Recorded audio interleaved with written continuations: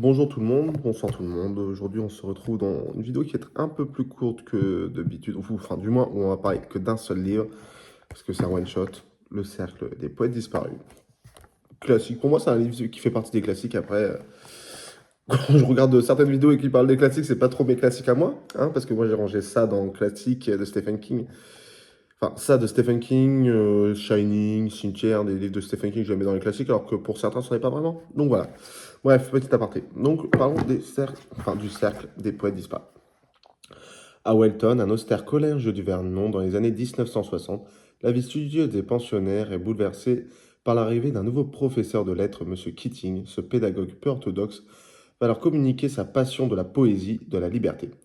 De l'anticonformisme et secouer la poussière des autorités parentales, académiques et sociales. Même si un drame, le suicide d'un adolescent, met un terme à cette expérience unique, même si Keating doit quitter le collège, il restera pour tous celui qui leur a fait découvrir le sens de la vie. Donc en gros, le résumé résume le livre. Là, pour le coup, ça parle d'un prof voilà, qui, à travers la poésie, éduque ses élèves à penser par eux-mêmes, à réfléchir par eux-mêmes, à ne pas, c'est parce que l'école leur dit, en fait, on est dans une société très matriarcale et qui reflète l'époque et ce qu'on veut de l'excellence. Là, on leur dit aux élèves, donc c'est que des garçons, il n'y a pas le droit d'y avoir de filles dans le collège. On leur dit c'est comme ça, machin, truc bidule, faut pas poser de questions. Et le prof, Monsieur Keating, il arrive, il leur explique que si justement faut se questionner, est-ce que c'est moral ce qu'on fait, est-ce que l'école elle-même est morale?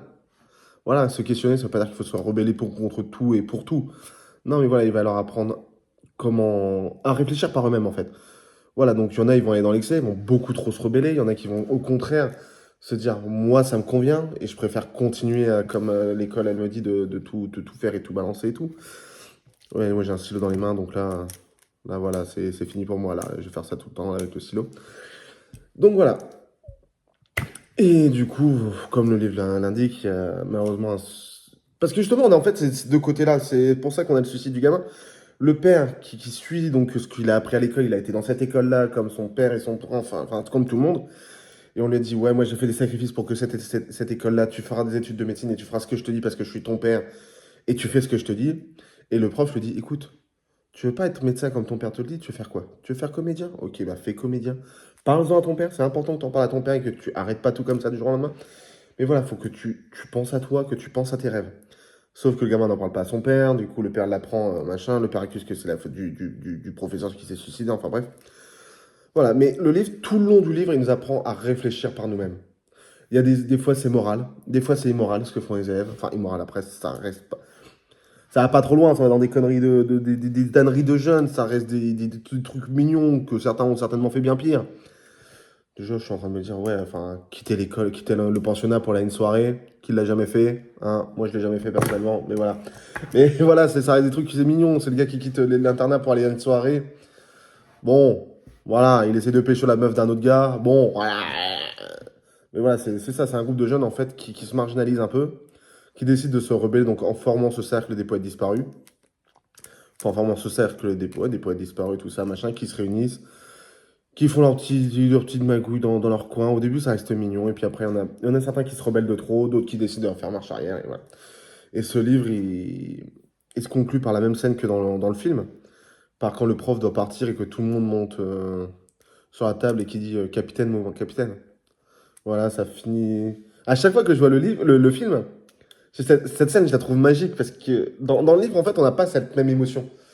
On n'a pas cette émotion qui est transformée enfin, qui est portée à l'écran. Pour ma part, le film, il reprend beaucoup le livre. On n'a pas la même. Il passe le même message. Le livre fait beaucoup plus réfléchir que le film. Mais les émotions à travers le film sont beaucoup plus intenses que dans le livre. Donc pour moi, c'est bien de. Si on a lu le livre, c'est bien de voir le film. Et vice-versa. Si on a vu le film, c'est bien de lire le livre. Comme ça, vraiment. Mais il faut faire côte à côte. C'est-à-dire que si vous avez déjà vu le film, mais jamais lu le livre, lisez le livre et après regardez de nouveau le film. Et vice-versa, si vous venez de finir le livre et que ça fait longtemps que vous n'avez pas vu le film ou que vous ne l'avez jamais vu, lisez-le. Ça va vraiment vous apprendre à réfléchir, à vous rebeller quand il le faut, à accepter quand il faut l'accepter aussi, parce que des fois, bah. En fait, c'est ça qui nous apprend le livre, c'est vraiment. Faut pas se laisser marcher dessus, je fais un, deux, trois, se laisser marcher dessus quand on est dans une situation immorale.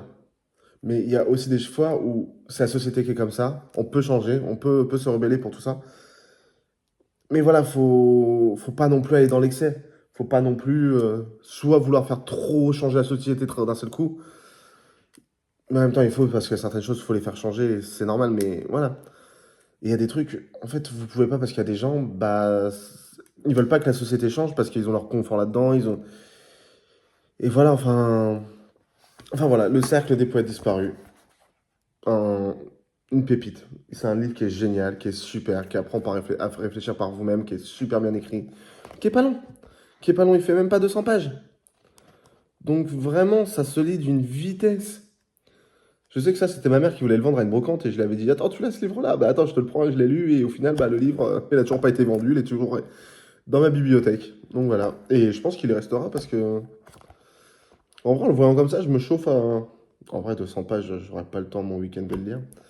Mais voilà, lisez-le. Lisez-le, ça va... Voilà, ça vous permet de réfléchir puis sur plein de choses, de se dire des fois, c'est compliqué de se mener un combat, mais il faut le mener. Quel qu'en soit, des fois, faut des fois aller à l'encontre de ce qu'on pense, à l'encontre de ce qu'on a envie. Et voilà, c'est ce qui nous apprend ce livre. Voilà.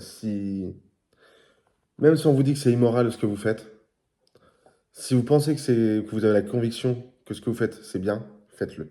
Après, bien évidemment, il y a des limites hein, dans ce qu'on appelle ce qui est moral. Là, je prends l'exemple du livre où il y a un gamin, on lui demande de signer comme quoi c'est Monsieur Keating qui les pousse à se rebeller, que machin, que truc, que bidule. S'il signe, l'élève n'est pas renvoyé du lycée. S'il signe pas, il est renvoyé du lycée. Et le prof, quoi qu'il advienne, il est licencié, quoi qu'il advienne. Tous les gamins signent. Voilà. Et il y a un gamin, le prof leur pardonne parce qu'il sait qu'ils n'avaient pas le choix que de signer, en fait. Parce qu'ils ont la pression de l'école, la pression de la société, la pression de leurs parents. Mais au moment où justement il y a un gamin, il trouve ça immoral et tout, il n'avait pas d'autre choix que de signer, mais au moment où le prof part, bah, c'est là qu'il décide de monter sur la chaise, de dire capitaine, oh mon capitaine. Juste pour dire, voilà, vous m'avez eu, il n'y a pas de souci. Mais on sait tous la vérité. On sait tous ce qui s'est réellement passé. Le prof comprend, les élèves comprennent, tout le monde suit. Et des fois, c'est ça aussi pour mener un combat. Faut peut-être que des fois, on est un premier qui lance l'impulsion, qui lance l'idée. Mais voilà, c'est pour ça aussi que je parle du principe que là, lui, c'est un truc qu'il jugeait immoral. Le fait qu'on le pousse à dire que c'est à cause d'un prof qu'un élève s'est suicidé alors que pas du tout, c'est parce que ses parents ne voulaient pas qu'il fasse du théâtre, parce que son père lui avait dit tu feras médecin, parce que j'ai décidé que tu feras médecin. Voilà, c'est ça la situation qui est immorale, et au final c'est un prof qui se fait virer et accusé d'un meurtre. Et le gamin qui décide de se rebeller. Donc voilà, c'est ça cette situation qui est immorale et que le gamin veut se battre. Il y a des situations, je pense, qui sont bien immorales et on sera tous d'accord pour dire qu'elles sont immorales et on va pas se lancer sur le débat là. Et voilà, donc c'est vraiment un livre qu'il faut lire, Le Cercle des Poètes Disparus. Lisez-le, imprégnez-vous-en et dites-vous que, ouais, des fois, il y a des situations qui sont immorales. Il y a des gens déjà qui se battent des fois pour les combats. Je pense que, de mon point de vue, on a tous des trucs enfin, on a tous une moralité et on a tous, voilà, une frontière entre la moralité et l'immoralité. Et voilà, suivant les personnes, ça jauge et tout. Il y a plein de gens qui se battent. Pour moi, faut pas forcément se battre sur tous les combats comme. Faut pas mener tous les combats en même temps. Vous avez un combat contre quelque chose que vous trouvez immoral, battez-vous pour ce combat-là. Même s'il y a des choses que vous trouvez immorales, battez-vous sur déjà un seul combat et faites bouger cette conviction-là avant d'attaquer d'autres combats.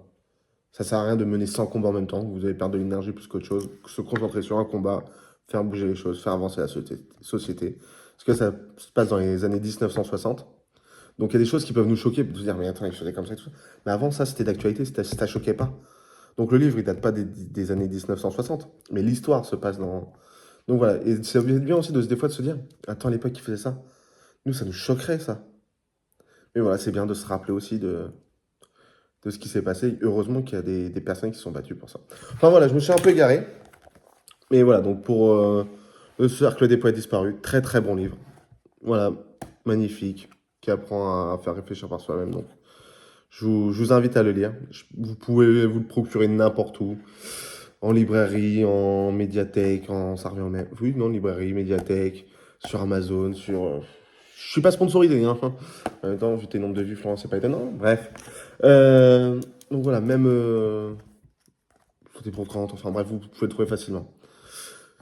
Bon, voilà, on va clôturer sur ce beau livre, Le Cercle des Poètes Disparus. Je vous retrouve enfin, le mois prochain pour, j'allais dire, pour clôturer l'univers Pierre Bottero, mais non, on en a encore pour 2 vidéos avant de clôturer. Enfin, ce sera pas la vidéo prochaine, mais celle qui sortira au mois de alors, mars, avril. Donc, c'est celle normalement au mois d'avril qui clôturera le sujet Pierre Bottero sur l'univers des Willan.